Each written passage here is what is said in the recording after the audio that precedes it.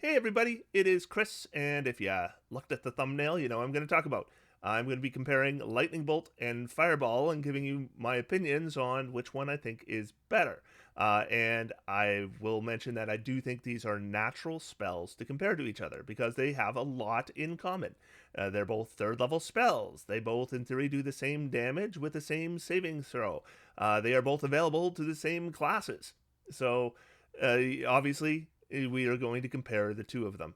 And Fireball is probably the most iconic spell in all of D&D. There's the memes out there where the solution to everything is Fireball, which is obviously an exaggeration, but nevertheless, it is a very, very good spell. And I've mentioned in the past, I think Fireball is overrated.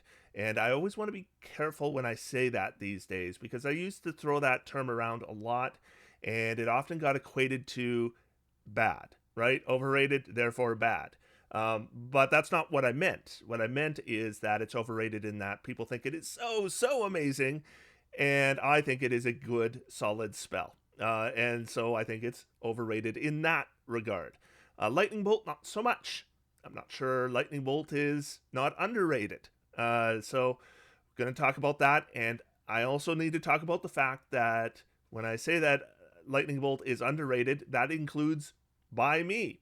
Because if you had asked me even a couple months ago which one I thought was better, it would be a very, very quick video because I would have said Fireball is better. Two reasons. Number one, Fireball hits so many more squares. And number two, Fireball has range and Lightning Bolt doesn't, right? Lightning Bolt has an area of effect that has a length, but it goes right from your caster. So, because of those two reasons, I would have said Fireball is much better than Lightning Bolt. And I am starting to revise my opinion on it, and I'm going to actually talk about why I underrated Lightning Bolt.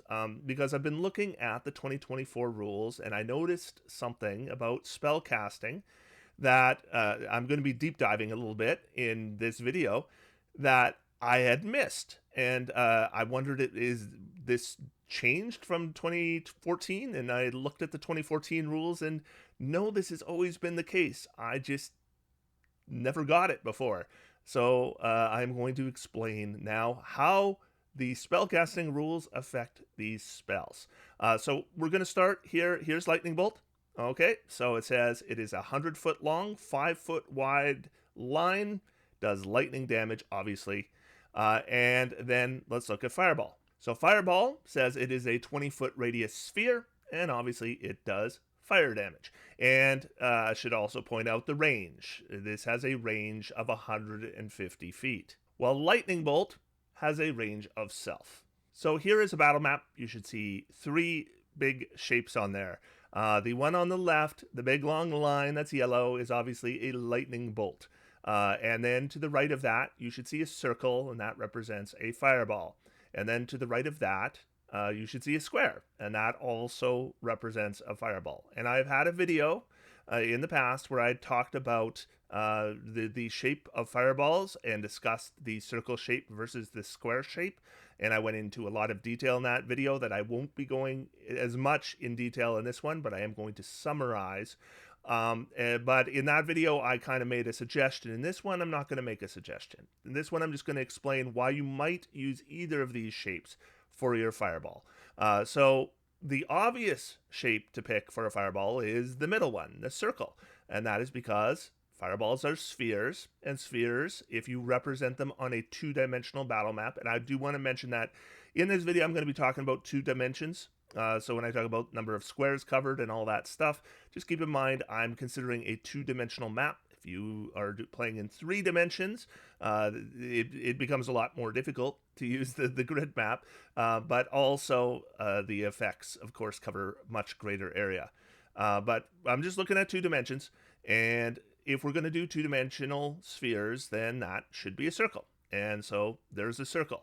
And so why would anyone use a square? And here's why you might use a square instead of a circle to represent a sphere. So the Player's Handbook in Chapter 1 tells us how to play on a grid. And I should mention that I'm going to be talking about these spells under the assumption that we're playing on a grid. If we're playing on a hex map, might be different. I actually don't have a lot of experience playing on hex maps, so I'm not certain about that, but it might be different. And if we're playing Theater of the Mind, it might be different as well. But here are the rules for playing on a grid, and I want to point out two parts of it. The first is entering a square. It says it costs 1 square of movement to enter an unoccupied square that is adjacent to your space, orthogonally or diagonally adjacent. In other words, if you are going across the flat edge of the square, that's 5 feet. If you're going diagonally, just from point to point, that is also considered 5 feet, according to these rules. The second part of this I want to point out is ranges. It says to determine the range on a grid between two things, whether creatures or objects, count squares from a square adjacent to one of them and stop counting in the space of the other one. So the way I read this, presumably when they say adjacent square, they still mean orthogonally or diagonally adjacent. So I got a little yellow bottle cap here to help us count, but if we're looking at the round fireball, and we have the point of origin in the middle as the little black dot, then if we count from the side to the side, it's 5, 10, 15, 20, which it should be, and 5, 10, 15, 20, which it should be, 20 feet to all the sides. But if we go out diagonally, we have 5, 10, 15, and then we stop. We don't go to 20 feet. And that's why some people use squares, because then it is 20 feet regardless of your direction, because here then it's 5, 10, 15, 20 to the corners, and it's also 5, 10, 15, 20 to the sides. So it's always 20 feet to the edge, which technically is kind of the definition of a radius. It's always the same distance from the center. So it's because of the weird way that Dungeons & Dragons, or the grids, how we measure the distance. Now, there are optional rules in the Dungeon Master's Guide where you measure your diagonals in a different way, but the standard rules that are in the player's handbook, then if we want to have the same distance from all the edges of the effect, then a 20-foot radius sphere has to be measured as a square. And again, I'm not telling you to do that. If you like using circles, keep using circles. It doesn't really matter all that much. But I did want to mention this because whichever one I put on the screen, I'm going to have questions from viewers why I didn't use the other one. And so I'm just showing now that both are applicable. All right. And it doesn't really matter all that much. But I told you there were two reasons why I always figured Fireball was better. And the first one of them is range. And I still think Fireball has a huge advantage on the range. So we can see here a little caster at the edge of the lightning bolt, and they're right next to the lightning bolt. And then we can see a caster way up here at the top of the screen, and they're like 100 feet away from the point of origin of the fireballs. And they could be further. They could be 150 feet, and that would be okay. And we just don't get that kind of flexibility with lightning bolt. And that is still the case. But the other thing I would have mentioned was area. If I count the squares on this lightning bolt, there's 20 of them. If I count these squares in the square fireball, there's 64 of them. It's 8 by 8. So you multiply them, 64. If I count the squares in the circle, it's a little bit more difficult. But the rules say that if half a square or more is covered, you count it. So then this is what it would look like. All the areas with the yellow bottle caps would be covered by this fireball, and that is 52 squares. Basically, there's 3 squares on each of the sides that don't get covered by this shape that otherwise would be. 52 squares or 64 squares, that's not all that much different, right? Pretty close. But 20 squares for the lightning bolt, that's very different, right? We're talking less than a third of the square and almost a little, or just a little bit more than a third of the circle. So either way, the lightning bolt just covers a lot less area than either of these fireball shapes. But there is a problem with the way that I have been using lightning bolts, and I'm going to talk about that now. These are the rules for area of effect. These are in the Dungeon Master's Guide.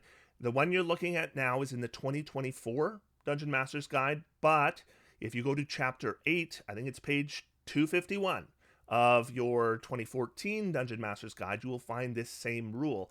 It is worded with a few extra words in there, but the meaning doesn't change. It's essentially the same rule. It's just a little more concise now. An area of effect must be translated onto squares or hexes to determine which potential targets are in the area. If the area has a point of origin, and we're going to be talking about points of origin here. If the area has a point of origin, choose an intersection of squares or hexes to be the point of origin. We're worrying about squares. Then follow its rules as normal. If an area of effect covers at least half a square or hex, the entire square or hex is affected. And I already mentioned that. What I really want to focus on here is choose an intersection of squares. That's what it tells us to do for a point of origin. So an intersection on a grid would be any point where two lines cross.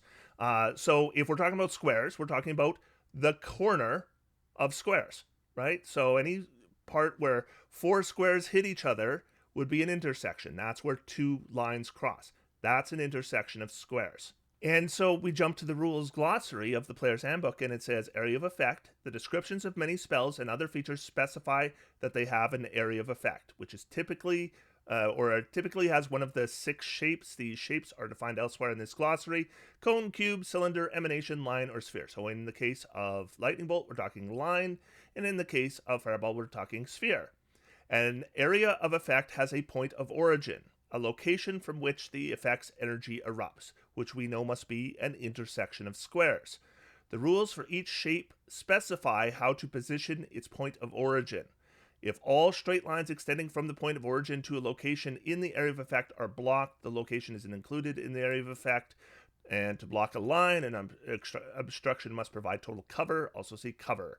So let's look at each of these individually. Here is sphere. It says a sphere is an area of effect that extends in straight lines from a point of origin outward in all directions. The effect that creates a sphere specifies the distance it extends as the radius of the sphere. Sphere's point of origin is included in the sphere's area of effect. So I'm just going to use the square one as our example, but basically what you see is the black dot is the point of origin. The point of origin is placed at an intersection of squares, and if we measure out the distance from that intersection of squares to the edge, it is 20 feet, 20-foot sphere. Now let's look at line. So here is line. It says a line is an area of effect that extends from a point of origin in a straight path along its length and covers an area defined by its width. And that would suggest to me that basically the point of origin is the center of the line. And then it has a width that goes out from the center. The effect that creates a line specifies its length and width. In the case of lightning bolt, it's 100 foot long, 5 feet wide. Line's point of origin isn't included in the area of effect unless its creator decides otherwise. With lightning bolt, I don't know why you would do that unless you have some kind of benefit from being hit by lightning. But basically, it's telling us that we have a point of origin. We're using our rules for point of origin, and that will represent the center of the line. So I am super zoomed in here, and we see our caster casting the lightning bolt, and the black dot represents the point of origin, except that is an illegal point of origin. The rules tell us a point of origin must be selected as an intersection of squares. That means this caster has 4 options for the point of origin of the lightning bolt, and those are the 4 corners of their square. So we might select here, or we might select here, or we might select here, or we might select here. And let's say we select here. Well, then we haven't extended this lightning bolt properly because the point of origin is supposed to be the center of the line. So that means this lightning bolt is supposed to be here if we base it on this particular point of origin. And so if we zoom out here, this lightning bolt hits 40 squares, and 1/2 of each square, which the rules tell us means it covers the entire, or any creature in that square is affected. So how many squares are affected? Not 20, 40. 40 is the number of squares affected. That means that all this time that I've been saying that lightning bolt covers 20 squares, I have been wrong. It actually covers twice as many as I thought. Now, 40 is still less than 52 and less than 64, but boy, it's a lot closer. It's more than half in both cases. It's far more comparable. Now, I admit, I am still a little weirded out, I guess, having discovered that this particular point of origin and this shape for the line where it just goes right down one set of squares is technically not allowed the way the rules are written, at least the way I read them, unless I'm missing something. If I'm missing something, let me know. That's a little odd, and I'm not sure I'm ready to change the way I run games where I've always let players do this shape. But what I haven't let players do is do the other one, where they're affecting twice as many squares. And now I think I should be allowing them to do that, because that's technically the way it's supposed to work, at least the way I read it. And so I should say that this definitely affects my opinion of Lightning Bolt. If Lightning Bolt covers twice as many squares as I thought it did, this isn't as easy as I thought it was to pick which one is better, even though Fireball is bigger, because there's other things to consider too that I didn't put a lot of consideration in before, because it seemed so overwhelmingly lopsided just from the two considerations of range and the size of the area. So I'm on D&D Beyond right now on the monster page, and what I've got up here now are basically all the monsters in D&D. This includes every source, all the adventures, all the books, and this is just going to give us kind of an approximation. But if we go down to the bottom, there's 20 monsters listed on each page, and there's 145 pages of monsters. So there's a whole lot of monsters we're going to be looking at here. The 145th page might not have a full 20 monsters, but it gives us a pretty good approximation how many monsters we're talking about. Now let's do a search, and we're going to search for monsters that have fire resistance. So fire resistance, and then we'll go down and see how many pages there are, and there are 16 pages of monsters. Now we're going to go back up, and we're going to instead look for creatures with lightning resistance. And we will go back down to the bottom. 14 pages. So there's a similar number of pages for each one, but there are fewer creatures with lightning resistance than fire resistance. And I think this would probably be true regardless of what source book you're looking at, whether you're just looking at the Monster Manual or you're looking at other source books as well. I think however you filter it down, in general, you're going to find that there are fewer creatures resistant to lightning than fire, though the difference isn't massive. All right, so now we're going to go back up to the top, and instead we're going to look for immunity. So we're going to look for fire immunity, and then we're going to go back down to the bottom, and we see there are 10 pages of creatures with fire immunity. Now we are going to switch that for lightning immunity.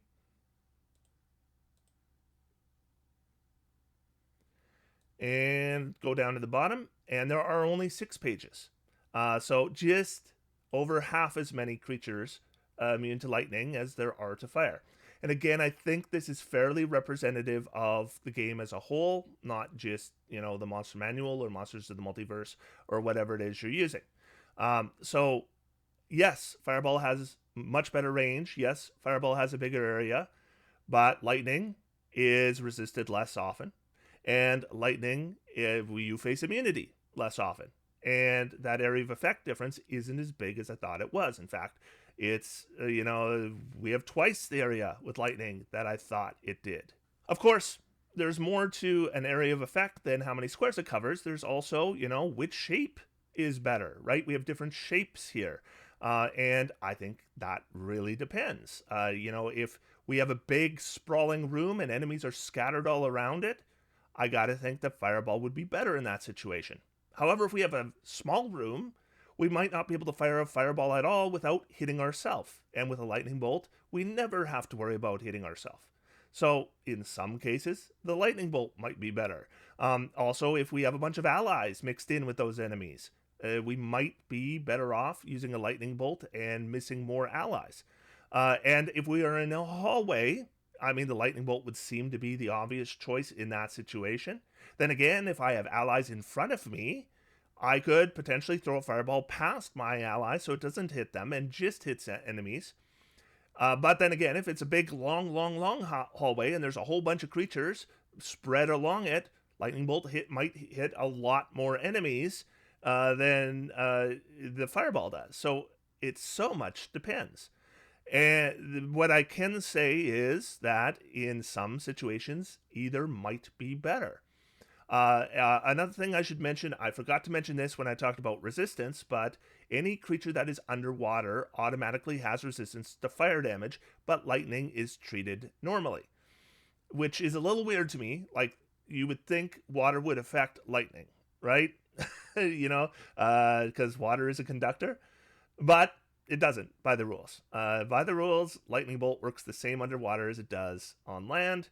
Fireball does not. Fireball will do half damage to any creature that didn't otherwise have resistance or immunity. So I know that we're not fighting underwater most of the time, but I'm currently in a campaign where I'm told that it's going to be a regular thing. And so it makes a difference. I would definitely want lightning in that campaign instead of Fireball. And so, I mean, the title of this video is which one do I think is better? So I should answer that. I still think Fireball is better. I still think Fireball is better than Lightning Bolt, but now I think it is close. I used to think it was a slam dunk. I do not think it's a slam dunk anymore, to the point where when I make a wizard or a sorcerer and I get my 3rd level spells, and if I want a blast spell, I will consider taking Lightning Bolt instead of Fireball. And you might be thinking right now, well, why not just take both? Because, I just mentioned that there are certain situations where Lightning Bolt will be better. There are certain situations where Fireball would be better. So if you had them both, then you would have either one, depending on the situation. And the problem with that is preparations. Preparations are just tough. Whether you're playing a wizard or a sorcerer, it is tough to fit all the spells you want on your preparation list. And I don't know if we have the luxury of picking 2 blast spells at 3rd level that both do 8d6 damage with a dexterity save for half. That's a tough call when you're making a build to, just expend 2 spells to do that much that is the same. So I don't think I would recommend that. I still recommend you pick one or the other. But I did want to mention that I thought it was a close call because spoilers, there is a build video coming up for Wizard where I'm going to present a wizard that I am playing in a campaign. And that wizard has taken Lightning Bolt, and I wanted to explain why, and I didn't want to take 20-30 minutes in the middle of that video to explain why. I figured I'd do a video explaining that I think it's a lot closer than I used to think it was. I mean, if you think it is still a slam dunk for Fireball, or if you thought it never was a slam dunk for Fireball, by all means, tell me in the comments down below. Like I said, a wizard video is coming up where I'm going to do my first wizard build with the 2024 rules. But I am going to do at least one more video before that, and that is to cover another thing that would take up too much time in that video, and that is class dips. Because I took a class dip on this wizard that I've never taken on a wizard before, because I think class dips are different in the 2024 rules. So I want to do a video talking about, with each class, what classes you might want to dip 1 level in as a multi-class. So that's going to be my next video, and then the build video might be right after that unless something else comes up in the meantime. But anyways, that's it. Until next time, I'm going to sit back, relax, and have some fun. D&D is for everyone and for both lightning bolts and fireballs. Thanks, everybody. Talk to you soon.